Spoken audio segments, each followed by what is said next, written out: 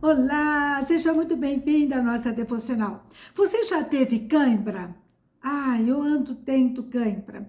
E é uma coisa terrível, né? Às vezes na perna, nos dedos, é muito difícil. Daí a minha filha me passou medicamentos, sais minerais, vitaminas.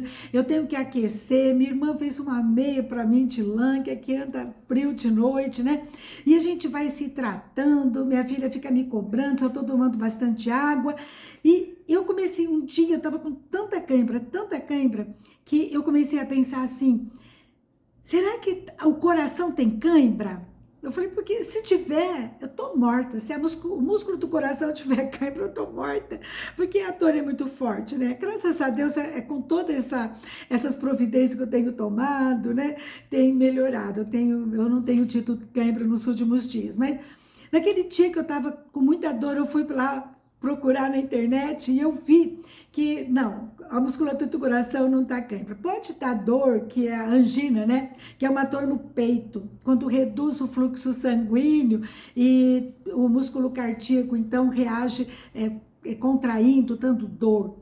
Então, ainda bem, também não tenho angina, graças a Deus. Mas eu fiquei pensando, algumas dores no coração muito difíceis, muito difíceis de administrar, não é? Só Deus para ajudar, uma dor, mas são dores emocionais, né? Dores que só Deus pode cuidar, pode consolar, pode confortar nosso coração. Eu estava lembrando de alguns casos, né? E falando assim, como é dolorido, talvez seja mais profundo, mais difícil de suportar que a cãibra nas pernas, né? Por exemplo, a dor da rejeição, afastamento. Porque aqui, quando nós lemos o livro de Lucas, que é o que nós estamos estudando, eu cheguei justamente nessa parte em que Jesus ele é rejeitado pelos seus. Então, Lucas, capítulo 4, versículo 22 a 30, fala que Jesus, ele está pregando e ele vai para Galileia. E lá em Nazaré, ele vai para o templo e ele se revela como o Messias prometido. Ele lê o livro de Isaías e fala, esse dia chegou. Ele se revela como o Messias. Todos estão em silêncio ouvindo a sua palavra. E todos estavam muito animados, gostando daquilo que estavam vendo e ouvindo. Mas quando Jesus fala isso, as pessoas começam a cochichar. E eles dizem assim no versículo 22, não é esse o filho de José? Eles começam cheio de preconceitos. Jesus tinha uma origem pobre, ele era filho de carpinteiro.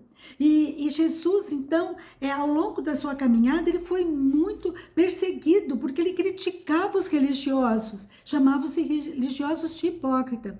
Mas naquele momento, o que acontece é que todos começam a criticar, começam a procurar informações, né? A falar um sobre o outro, mas é Jesus, a gente conhece ele. E Jesus diz no versículo 24, nenhum profeta é bem recebido na sua própria terra. E ele começa a dar alguns exemplos, né? E ele então, todos na sinagoga, ouvindo essas coisas, no versículo 28, se enchem de ira, e levantando-se, expulsam Jesus de Nazaré e o levam até o cimo do monte sobre o qual estava edificada, para de lá o precipitarem abaixo. Jesus, porém, passando por entre eles, retirou-se. Eu não sei como é que está seu coração, se você já foi rejeitado, se sentiu rejeitado, assim como Jesus se sentiu rejeitado pelos seus, por familiares, amigos, né? E muitas vezes, pessoas que você ama, que você respeita, pessoas que você acredita, que você confia. E Jesus, então, ele foi rejeitado. Às vezes, quando você sente que uma pessoa se afasta, mas você tem pouco envolvimento com ela, você pode dizer assim, é livramento de Deus, né? Eu muitas vezes penso assim, é Deus que ele sabe o que eu não sei, ele ouve o que eu não ouço, né? Então é livramento de Deus. Às vezes, quando você é retirado de um ministério, você pode dizer assim, é Deus me dando uma outra oportunidade, uma outra fase, né? Você conforta o teu coração e toca para frente e prossegue, como Jesus. Jesus passou por entre eles e retirou-se. Mas e quando é uma coisa assim, tão difícil, é uma rejeição pelos seus, como foi Jesus. Mesmo assim, né? Quanta dor que eu penso que Jesus sentiu. Lá em Hebreus fala que Jesus sabe o que é padecer. Então, se você se sente ou já se sentiu rejeitado, Jesus sabe o tamanho da sua dor, ele entende você porque ele já passou por isso. E Jesus nos ensina a bondade, o perdão. É difícil muitas vezes perdoar, não é? Mas Jesus, ele é mestre em perdoar, ele nos ensina. Ele lá em Lucas 23, 34, ele fala: perdoa, Senhor, porque eles não sabem o que fazem. Só que Jesus não está numa poltrona confortável, ele está na cruz e ele ainda tem um coração bondoso para pedir a Deus que perdoe aqueles que estão crucificando. A certeza, né, quando Jesus morre, ele entrega o Espírito a Deus, a certeza que Deus está com ele, apesar da luta, a certeza que nós não estamos sós.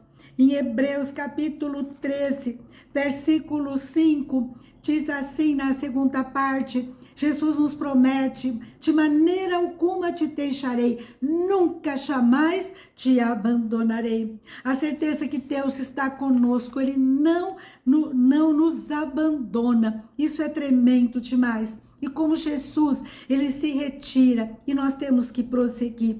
Ele nos ensina a prosseguir. Se a gente ficar olhando para o passado, para as coisas ruins, a gente fica paralisado.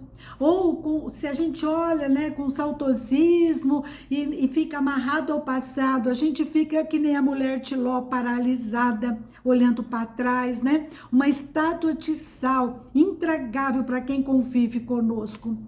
Que Deus, a gente possa colocar no nosso coração a certeza que tudo passa. A gente passa por lutas, mas vai passar. A vida é passageira e a gente tem que prosseguir, buscar o propósito de Deus para a nossa vida. Porque se você está viva, Deus tem um propósito, e prosseguir. Eu tenho uma amiga que perdeu o filho de uma forma tão trágica e ela tem se apoiado no Senhor, nos versículos, nas promessas, a certeza que a nossa vida aqui é passageira, que Deus é soberano. É lógico que a saudade, a dor existem, às vezes ela vem muito forte, mas Deus consola, envia pessoas, envia palavra para transformar, para confortar o nosso coração. Mesma coisa, uma amiga que o cônjuge se afastou, foi embora, tá, de casa, ela se aconchegou em Deus. E Deus tem mostrado para ela, em verso e prosa, em situações, em circunstâncias, o quanto que ele a ama, o quanto que ela é importante para ele, para a sociedade, para a família que ela tem. E ela tem encontrado, então, esse consolo, esse conforto, e tem dormido bem, em paz, tem feito a obra do Senhor, conforme ele vai falando para ela tem sido bênção na seara do Senhor. Eu não sei qual é a sua situação, mas saiba que assim como Jesus foi rejeitado pelos seus, ele conhece o tamanho da sua luta, da sua dor. Se chegue a ele, conta tudo que vai no seu coração, se derrame na presença dele, peça que ele fortaleça suas pernas, para você prosseguir. Em Salmo 27, 24 diz que se cair, não ficará prostrado, porque o Senhor, nosso Pai eterno, nos segura pela mão. Sinta-se seguro pela mão de Deus, apoiado por Ele, na companhia dele, e ninguém, nada vai te afastar dele, em nome de Jesus. Que você tenha um consolo, um conforto, uma alegria que só ele pode oferecer. Esse mundo é passageiro.